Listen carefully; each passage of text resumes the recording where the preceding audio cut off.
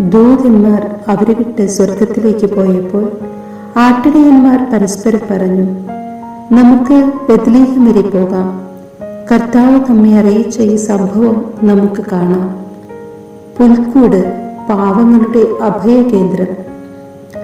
അന്നുവരെ അവഗണിക്കപ്പെട്ടും അകറ്റി നിർത്തപ്പെട്ടും സമൂഹത്തിന്റെ പിൻശ്രേണിയിൽ കഴിഞ്ഞിരുന്ന ആട്ടിടയർ, അവർക്കാണ് ഈശോയുടെ ജനന സന്ദേശം ആദ്യം ലഭിക്കുന്നത്. ഇന്ന് ലോകത്തിൽ എവിടെയെല്ലാം സുവിശേഷം പ്രസംഗിക്കപ്പെടുന്നുവോ അവിടെയെല്ലാം ആട്ടിടയരും അറിയപ്പെടുന്നു. ഇതാണ് പുൽക്കൂടിന്റെ അത്ഭുത വിസ്മയം. ആരുമില്ലാത്തവർക്ക്, പതിതർക്ക്, പാവപ്പെട്ടവർക്ക് കരുതലും കാരുണ്യസ്പർശവും നൽകുന്ന ദൈവം തമ്പുരാന്റെ അവർണ്ണനീയ സ്നേഹം. എന്റെ ഹൃദയത്തിൽ നിന്ന്, കുടുംബത്തിൽ നിന്ന്, സമൂഹത്തിൽ നിന്ന് മാറ്റി നിർത്തപ്പെട്ടത് മൂലം വേദനിക്കുന്ന, ഒറ്റപ്പെടുന്ന ആരെങ്കിലും എൻ്റെ ചുറ്റിലുമുണ്ടോ?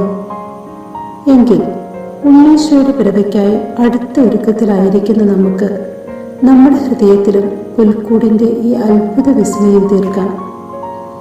ഈ പാവപ്പെട്ടവരെ ഹൃദയത്തോട് ചേർത്ത് നിർത്താം. അവർക്കായി ഹൃദയം തുറക്കാം.